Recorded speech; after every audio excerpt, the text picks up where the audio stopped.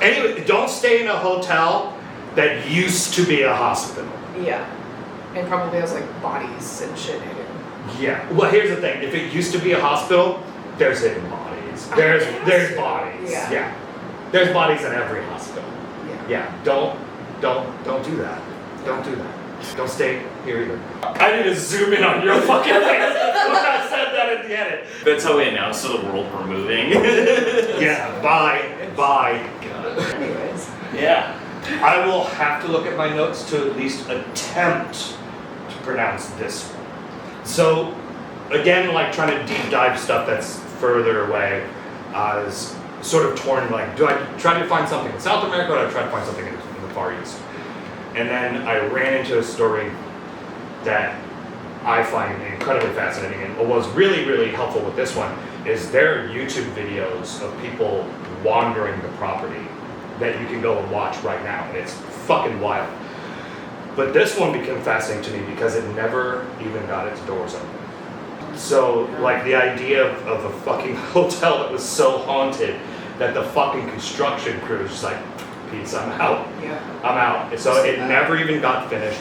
They never opened the doors to the general public.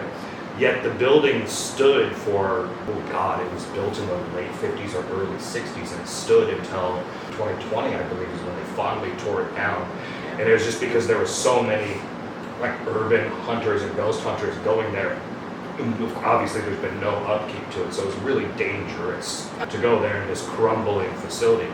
But it was a vast, like think about like Caesar's Palace complex. So this was in Okinawa, and I'm going to look at this piece of paper because this is a word my mouth does not want to say. Nakagusuku Kogen Hotel, or the Royal Hotel.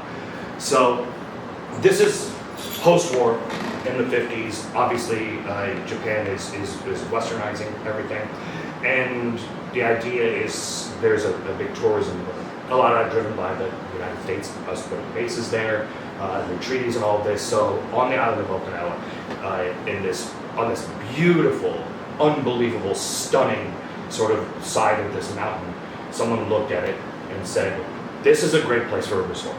And if you just looked at it, you would say probably the same thing, right? If you're just a dumb businessman who doesn't know anything about culture or history. Well, on the other side, not even the other side, just a little bit away, is one of the oldest temples in Japan. And this is an incredibly sacred mountain, and it's a sacred site. And this temple is old and sacred and very, very important. And they just sort of broke ground and never really asked anyone for permission, and never really thought about repercussions of that. Local villages warned them that, hey, this is not a good idea. The monastery and representatives from the monastery is like, hey, don't do this. This is a terrible idea. To not open the hotel. Yeah, like don't disturb this sacred ground. So it was cursed to begin with. Yeah, and cursed is maybe the wrong word. It might be cursed now because of what they did. Okay. Right? Because like in Japan and in Buddhism, like temples are this very peaceful place. It's a place for like reflection and stillness and quietness, right? And so to bring in heavy machinery and water slides and tourism is just a bad idea in general, and what would essentially be a sacred site. But they built this gigantic, sprawling complex. It's an impressive complex when you see some of the old photographs of it, and kind of an engineering marvel to build this kind of on or in a mountain. But again, they just didn't pay attention to what was there. There are because there's obviously the main complexes, but they also have these huts.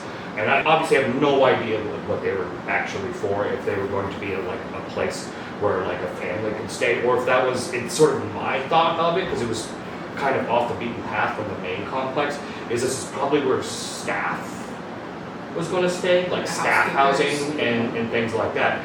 Because, I mean, this is, on Okinawa, it's not an urban area. In fact, it's not really that urban right now. So to bring in hundreds, if not thousands, of workforce, you would have to house them. Mm-hmm. So my assumption is this is where they were going to house the staff. But there's a series of photographs where you could literally see the front door of one of these sort of small little hut houses. And they go literally about 30 steps behind it, and there are gravestone markers, like sacred gravestone markers. They literally built this on top of the graves of buried monks. And yeah, it's real fucked up. Yeah. And then on top of that, like, there's a lot of talk about some of the caves that were in the mountains as well, and the dead soldiers from World War II who were held up in those caves and died in those caves, and they just excavated all of it and just built this fucking monstrosity there.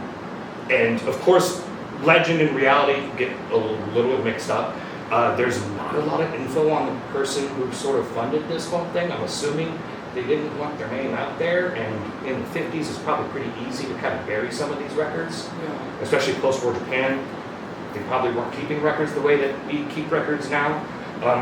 So there's not a lot of names attached to this, and of course the lore is that the space was so haunted that the construction crew just refused to continue to work. And in order for them to convince the construction crew to come back to work, he would stay a night in one of the more finished wings of the hotel. The lore is he stayed the night in the hotel, and they drove him mad, and he left, and they stopped construction immediately. That's probably not true. I mean, I'm going to say it, that's probably not true. It's probably just a matter of he ran out of money. Yeah. Because I could also see how the budget on something like this fucking It's massive. just gets insane after a while. But also, like, I mean, we've all seen Poltergeist. Yeah. You fucking dig up bodies to fucking build housing. It's not a fucking very good idea. But anyways, yeah, the structure just sat there. And eventually a bunch of people just, you go into the temple because you think it's a fucking beautiful place to go when you're a tourist. And you're like, what the fuck is that giant thing over there?